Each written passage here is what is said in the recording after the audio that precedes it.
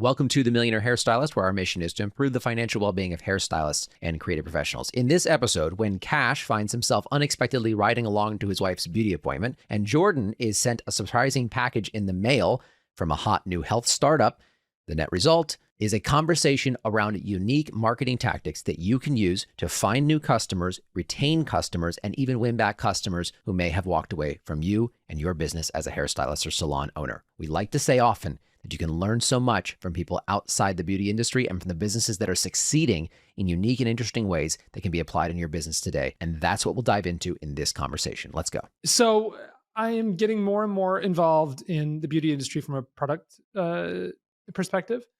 And so I thought, my wife is going to get these facials from this facialist who works with a bunch of people. And I was like, you know what? I'll go with you. Can I ask a dumb question? Yeah. First, what is a facial? A facial is just like it's a treatment for your face to basically take care of your pores, take care of your skin. That can include extraction, like blackheads, whiteheads, those types of things. Getting acne out, cleaning out the pores. It can include other treatments like dermabrasion or light therapies or infrared therapies or like tons of different stuff, right? Things that most men don't know the words to. So I worked with makeup artists for over a decade, learned a lot about skincare from them, just great conversations. It's a great thing to, take care of yourself. I think that's a good thing. But especially if you're in a relationship, I think it's respectful to both parties. But she was going in and I thought, you know what? I really just want to get checked out because I've got some discoloration. I lived on a boat for a couple of years. And during those years, I was exposed to the sun quite a bit and developed, it's like pigmentation issues. And I forget what it's called. Sunspots, I think is what it is. Yeah. And there's somebody listening and being like, oh my God, obviously sunspots. Look at your face. And this whole conversation thus far is an insult to most of this audience, but let's continue. Yeah. So I wanted to go in and kind of just like find out what's the latest in beauty products, skin products, facial products, what's being sold, what's going on. And I love research. I love finding out new things. And so I went in and got my first facial. It was great because I did all of this. Like there's this machine I went into and it like takes different photos of your skin and kind of contrasts them, shows you kind of like you can see everything. You can see hyperpigmentation, you can see fine lines, wrinkles, like everything that could be done to your face or could be wrong. You can see in this thing. It's basically like imagine the worst photo taken of you ever. And then you save that. And that kind of like charts your progress and kind of gives you an idea. Now, this technology is supposed to like prescribe products and regimens and therapies for eliminating what the issues in the skin are. It also guesses your skin age.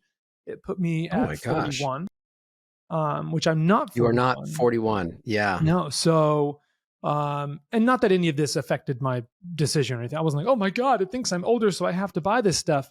But I was about to say how because you're aware of the game that's being played. I'm very aware of the game being played. Yeah. But it didn't get you. No, not at all. I'm fine with my face. But I still think that I want to take preventative measures to take care of myself, right? Just the same way like I work out or I eat healthy. It's the same thing. I don't want to look 100 when I'm 50. And I think looking good and looking like yourself and taking care of yourself while accepting the age that you are and accepting what you look like at every age that you're at is a healthy mindset. I think you can always be looking to feel your most confident. But this started out as a discovery of like, what are the latest things going on? What are some of the brands that estheticians are using? And just discovery. So went in, great experience, loved it. It was so relaxing and what a great experience. And my skin looked amazing afterward. I mean, can't you tell? Now you do look plump. Just my face felt like it had a nice rinse of mouthwash afterward. And it was like amazing feeling. Wow. So, just taking care of the face and I'll do a few more and see where it goes from there. How much did you pay? I paid 120 plus tip. So 20%. And how many times do you think you'll do it? Well, that was just one time. I don't think I'll probably do that as often, but I think there's like a couple of things that I can do that she recommended for pigmentation, like sunspots and taking care of that. And so I'll probably just do a few of those. I don't know what those cost yet. Would you have gone if Coco wasn't going? Probably not. No. And if I wasn't married, I don't know. It's hard to say. If it was literally, I had just spent hours freeze treating and prepping like 6 palm trees that we have for a crazy cold front, and that took a ridiculous amount of hours. But I just finished that, like yard work and stuff that I really enjoy. And she was like, I'm going to get a facial. And I was like, oh, I didn't get to see you all day, so I'll go with you. And, I'd love to learn more about this. If you want to dig deeper into improving your relationship with money as a creative professional, go to millionairehairstylistpodcast.com, create a free student account, and you can access over 4 hours of free financial lessons on topics like calculating exactly what financial freedom would look like for you as a creative professional. Go to millionairehairstylistpodcast.com, create your free account today. It's just interesting because, of course, it makes my mind immediately go to what we talk about in the podcast, and this idea of new customer acquisition as well as lifetime value. And I just find it really interesting that you had this experience that you weren't planning on, that you spent money on, and now you're inclined to go do it again. And there's something very interesting about that from a business perspective, which is like, it's not like you're the target audience, and yet now you're potentially a reoccurring customer. Yeah. Oh, and like obviously the whole time I go anywhere, I'm judging their acquisition strategies, their retention strategies. Like what is the entire experience? What would I be doing differently? I don't know. It's just how my brain works. But it was a really, really good experience. Hadn't planned on doing it, but I think it's good. I'm getting older, and that's obvious. So I would like to start taking preventative measures, and I've always taken good care of my skin. I've always had you've always been good about your health, giving me the greatest advice about skincare. What's the thing that you do? Because you're pretty good at taking care of yourself. What would you say is your most effective? Like, what's your desert island health habit? The thing that if you only got to do this one thing and you couldn't do anything else, what would it be? I mean, drink water. So that would be it. Well, I mean, you can't work out. Desert island, that is probably the primary. Okay, all right, but you're getting too literal with analogy. Yeah. I just mean like, what is your core, your foundationally most highest ROI, most effective, the health habit that you think is just like by far in a way the best? I would say 2 things really changed for me. 1, rhythmic and disciplined sleep. So rhythmic sleep meaning you go to sleep and wake up at the same time every day. And that's huge for the body. It's basically trains the body. And it's crazy, but like I can't go out sometimes. Like New Year's Eve, 10 p.m. hits and I'm like dead. Because my body is so well trained. Because that's when you habitually go to sleep. Yeah, exactly. So that has made my days like I don't get like lethargic in the day. I'm super high energy. I was not always that way. Especially in like when I was a working hairstylist or gigging hairstylist, like you're waking up at 1 a.m. The producer life. Dude, I do that. That's my life now because not only do I work in a very inconsistent schedule in film, but then I also am dating someone who works in the restaurant industry. So I have a hyper inconsistent sleep schedule. And the only time in my life when I've ever felt not tired in the afternoon is when I had a consistent sleep schedule. Every other time in my life, it's like I burn out at 4 p.m. Critical. Second thing I do that I think is maybe equally, but maybe not. I don't know how to quantify the effects, but I wake up. First thing I do, very first thing is I drink 15 ounces of water with Himalayan salt. So it's like 3 grams of Himalayan salt with a half of a lemon squeezed into water with nootropics and a couple of other things. So that morning cocktail habitually has been, I think, from a hydration standpoint, really, really impactful on my clarity of mind. I used to get like I would just wake up tired, right? And then I would find out, I just didn't realize how impactful hydration is. Like, I drink a gallon of water a day, and at least most days. Some days I don't make it, but most days. That habit in the morning, just immediate, because we lose like some crazy amount of water in our sleep in the night. And then we wake up dehydrated, and then we shove coffee down our throat, which is also very dehydrating. And your organs are straining and your muscles are straining. And then you're going to go, and then I go to the gym at 5. So like right after that, I'm going to go put crazy work. So I noticed that my workouts were better. I could lift heavier. My mind was clearer. I got less headaches. It was just those two things right there. Those two habits I think are critical. For me anyway. They made the biggest impact on energy. What about you? You got any habits? I don't. I'm really terribly unhealthy and I need to do all these things. But I will say that this makes me think, I'm going to grab something, a little show and tell. I literally said to you, Cash, like 10 minutes ago, I said, when we do our impromptu episodes, they're not always my favorite from a podcast perspective, because as a producer, I like to deliver a product that I feel like has a clear idea and is articulated in a certain way. And not all of our like, oh shit, let's hit record episodes in my mind always kind of get there. However, I think we might be onto something here, because I literally just got this in the mail 2 days ago. Okay, what's that? Now, you have been telling me for years that you wake up every morning and you drink Himalayan sea salt, lemon, and water. And I've been wanting to adopt this habit. You want to adopt a habit? I want to adopt a habit. That's on my to-do list. But I've been wanting to do that for a while, because it just makes so much sense. You need electrolytes, you need minerals, you need magnesium, or potassium, you need all these things that you get from salt and water. And so I'm good at drinking water, but that's as far as I've gotten with it. Well, then of course I saw an advertisement for this company. This company, LMNT. This is not sponsored. Well, it kind of is, because they sent me this for free, but they didn't send me this for free because we have a podcast. So I saw it on a podcast, and they're basically pitching a packaged version of what you're doing. It's electrolytes. Yeah. It's powdered Gatorade, for God's sakes. Like, this is not new, except that everyone's kind of aware. This is sodium, potassium, magnesium. Everyone's kind of aware, oh, we need more of these things in our diet. It's kind of a craze right now. Magnesium is a huge trending topic. And so I saw it on a podcast, and I thought, well, Cash is doing that, and I want to try this thing. So I bought a 20 pack of this product, and they included in that 20 pack some extra samples, because it's that thing that we talk about all the time on the podcast. Well, we've talked about it once on the podcast, and we're posting about it a lot on social media, which is the power of free, and why so many smart businesses are giving free things to their customers, because of the massive ROI that free thing generates. And in a community and in a world, in the creative world, where no one wants to give away their time for free, which is what is incumbent in the idea of giving away a service for free, I think we have a serious hesitancy towards free. And we talked about this in an episode that I don't know at this point if this will have aired or not. We talked with Rianne Silva, very famous and very successful makeup artist, talking about the power of free. So it's a theme I feel like that's been running through this latest series of episodes of the podcast. But coming all that back to say is, I bought this product from them. I used it. It was good, but it didn't make me feel like I wanted to just get it again.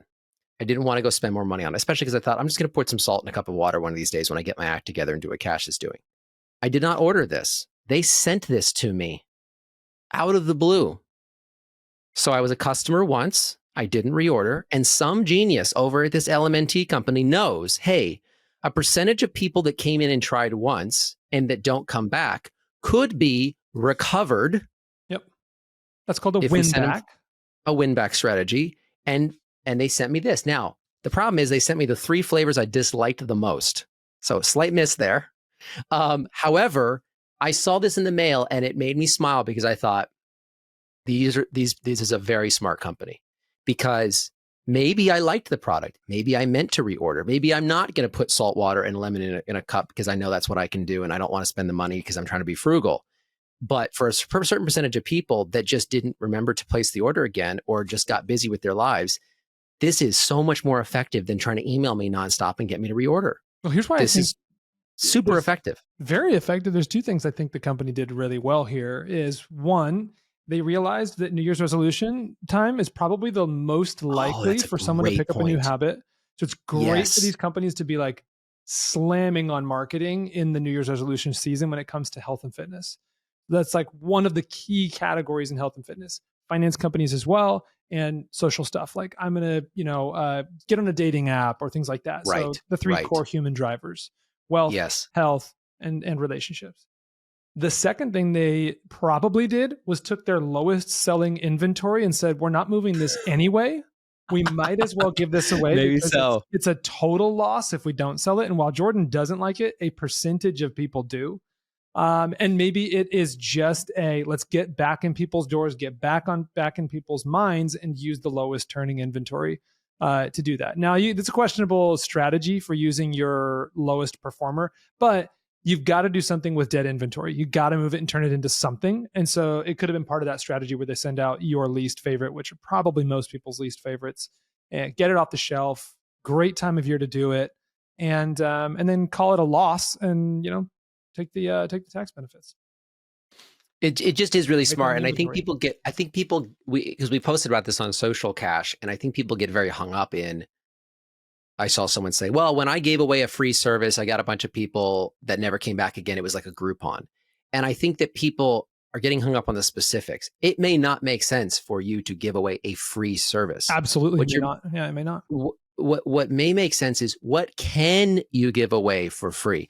Maybe it's a product sample. Maybe it's a scalp massage. Maybe it's a blowout on top of the cut. The question is not what exactly should you do. The question is, what can you do to give someone an easy no-brainer? This came from our Mofers episode, make offer for immediate response. What can you offer that allows someone to say, and it makes me think, Cash, is your esthetician friend who has your wife as a consistent customer.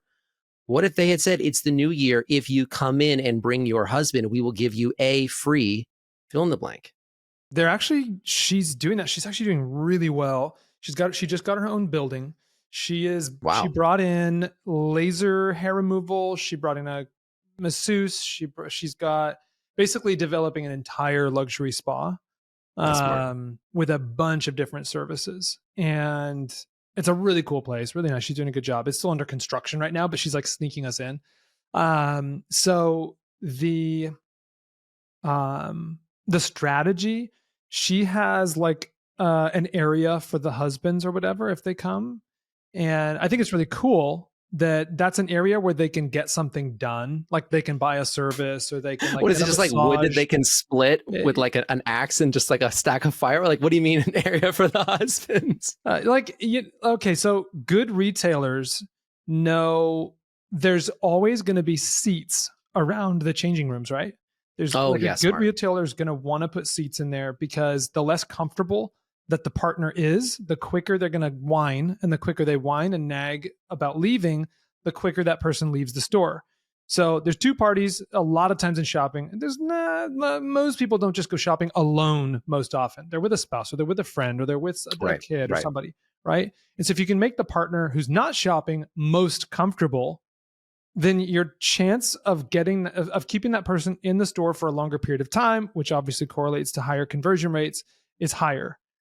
So anytime you have a space dedicated to a specific gender, whereas a ton of people have significant others and partners, they're a percentage of the time they're going to have someone with them. So you want to create a space where you can start monetizing that additional traffic. And it's important to do that, or make that experience something that keeps the buyer in that store longer, which is investing in a comfortable sofa. I mean, there's companies that like, there's this ridiculous TV show called Nathan For You. It's so funny. Oh, I love Nathan. Yeah, ridiculous business ideas. But basically, there was this store, and he built out a man cave in the back of the store with like TV and beers and like just to keep the man away from the shopping experience, so she could stay as long as she could. But it's just kind of a well-known retail thing. If you're in a physical space, be attentive to the types of people coming in your door, and make sure you have something to monetize all of them. Traffic, you paid for that traffic regardless, like whether they come in with somebody or like you're paying overhead. So every person, every head that walks in that door is important, and make it the best experience for everyone involved. Ralph Lauren does a great job at this on the Mansion on 71st Street, 71st or 73rd in Manhattan. I've had amazing experiences at the Mansion, getting custom made clothes with, I won't say his name, but incredible experience. And they have lounges and like drinks. Bring you a drink and yeah, it's a really, really cool experience. Very cool experience. So well, and by the way, we're kind of veering all over the topics here, but I love all these things we're hitting on because, look, let's bring this full circle. It's the new year. people are trying to improve their businesses in 2024. And I think it's good to kind of summarize what are some of these, it's easy to get lost in the specific things. Oh, you need to have a man cave at your store. No. Oh, you need to give away a free service. No, it's what are the models?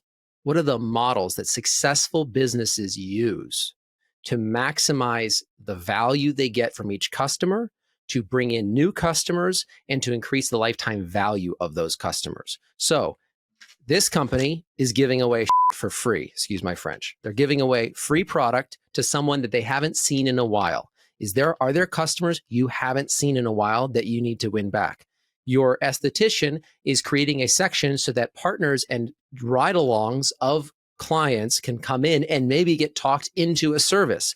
Is there a kind of a ride-along dynamic you are seeing with your customers where there is something you could be doing to monetize the people that are coming with them to their appointments with whatever you do, whether you're a tattoo shop or a hair shop or hair salon or a nail salon or anything else? And it's just sort of paying attention, like as we like to say, what is smart money doing? What are smart businesses doing? And how can those strategies be implemented in a way that's going to improve the bottom line in 2024? Yeah. There's actually a story a friend of mine told me, $200 million salon, multi-location. I don't think I can call it a chain, but 200 million in revenue. They are crushing it and they are bombarded. Their biggest problem is organization, as they drive so many clients through the door. And the way that they're doing it is they're giving away services, because they knew that as they have an ear to what's going on in the market, right? And so many customers are complaining about being gouged by beauty professionals. Like, there's this common thing, like, I don't want to feel like I have to take out a mortgage to get my hair done, and as you see some of the consumers getting pissed, there will be a section of them for like in-demand, super high-performing hairstylists who can charge whatever they want because they've raised their demand to a certain level, right? Because once your demand's at a certain level, it's like, yeah, you can charge whatever you want. That's fantastic. For most people, or a person in a building phase of their business where they've got more time than customers, it is all about driving as many people into that chair and into that business and to become a customer as quick as possible, or be getting as many opportunities to gain customers as possible when you're in building phase. So that's an important caveat. When you're in the phase where you are trying to acquire customers and build that book or grow that demand, that's a super important caveat. Yeah, I gave away so many things for free, but 90+% of the people that ever sat in my chair came back again and again and again and again. I literally had to raise my prices to thousands of dollars to get them to stop coming and seeing me, because I was moving to the next tier of client. But a lot of people raise their prices in an economy where money was flying off the shelves. Money was like extremely abundant, like employment at an all-time high, like everyone's buying houses, and it's just crazy, the economic boom in the US over the last couple of years from consumer spending. And the outcome of that was an increase in prices, inflation, right? All prices are going up because demand on all that goods and services are going up. A lot of people raise their price. And now you're going to get a segment of that consumer market that's going to say, I don't want to pay that anymore. I'm going to go somewhere else. And the company that capitalizes on that migration is going to make hundreds of millions of dollars, just like this company. If you're listening this far, I hope it's because this conversation is useful to you. And if so, help us share it with others. Go to the podcast platform of your choice, give us a 5-star rating, or a 4-star or 3-star, however you feel. Tell us how you feel so that we can share this podcast with others. Yeah, I think it just kind of comes down to something that we talk about.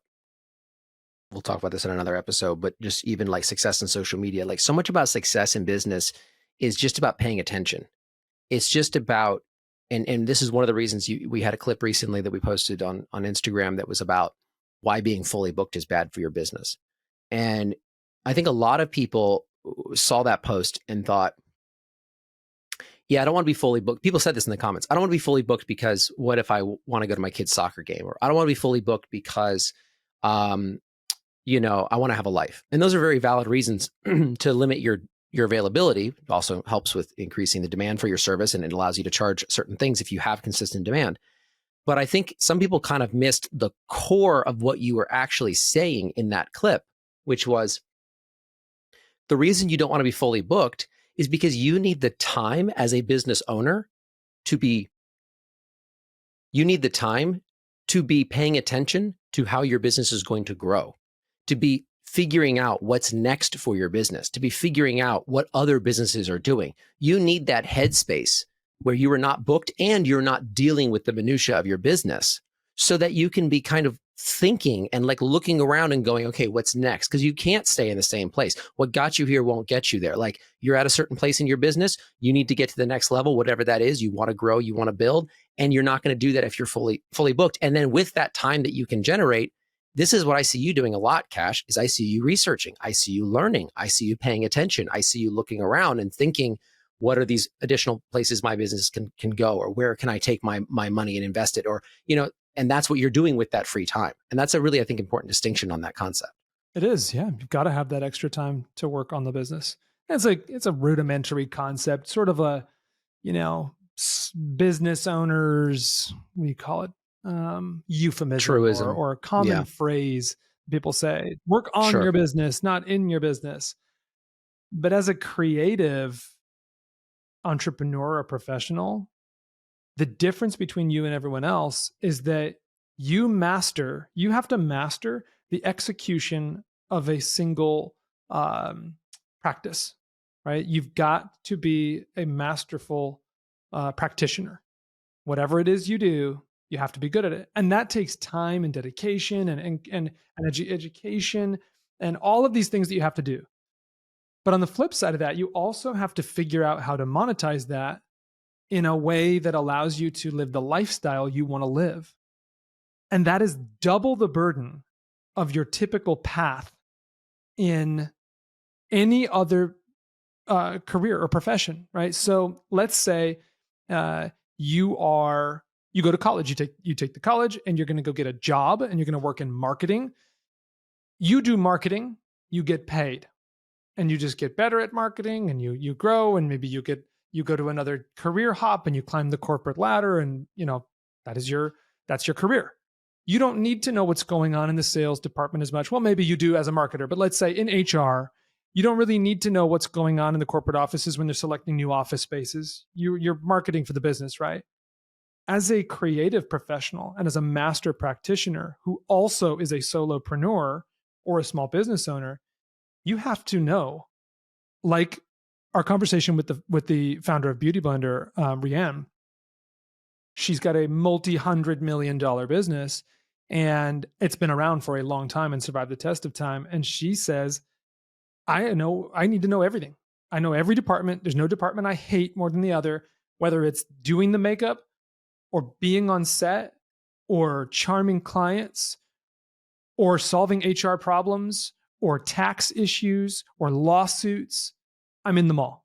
Like, I know them. She may not be the main executioner of all those, but she's aware. She knows how to do them. She's informed. And that's the same burden that every creative entrepreneur has to have. But what that winds up doing is doubling your workload and leaving you with a lifestyle where you feel very high risk of burnout and time. And that is the great problem that has to be solved. And the only way to solve that is if you do get to the point where you find your limit of the hours you are going to be the practitioner, and you allocate the hours you are going to be the business owner and drive this thing forward and scale it to the degree you want. The only way I see it happening in my business for me is literally putting a cap on the time that I am a practitioner, basically time blocking. These are the days and the hours I work on this. These are the days and the hours I work on this. Otherwise, it becomes chaos and you get stuck in your business. And that is a really sucky feeling because you feel like you can never get out of it. It's funny because I think we've hit a lot of topics here, Cash, but I think that there's a big idea, which is that you have to pay attention if you're going to grow any kind of a business, whether you're working for yourself, by the way, or whether or not you own a salon or you own any kind of a business. And then part of that paying attention is, and I think this is something we really try to do in this podcast as much as possible, is pay attention to other people who are succeeding, whether it's in your industry or outside of your industry. Don't have blinders on that says, I only pay attention when someone says words and keywords and concepts that apply to me and my business. And the follow-up to that is also, when you hear an idea like free, pause that sort of reactive sense of like, well, that doesn't make sense for me, and think about the concept. What's the principle underneath that that proposal or that strategy. And there might be a way to include that in what you're doing.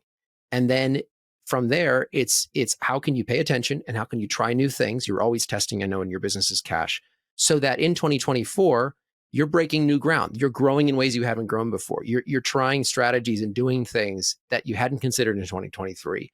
And that's how you grow as a business. That's exactly how it goes. That's how I've watched you grow your businesses, is when you take the time to pay attention and try new things and take a step back and look at what other successful businesses are doing and then apply that in your business. I think in order to do that successfully, you do have to adopt one really important mindset.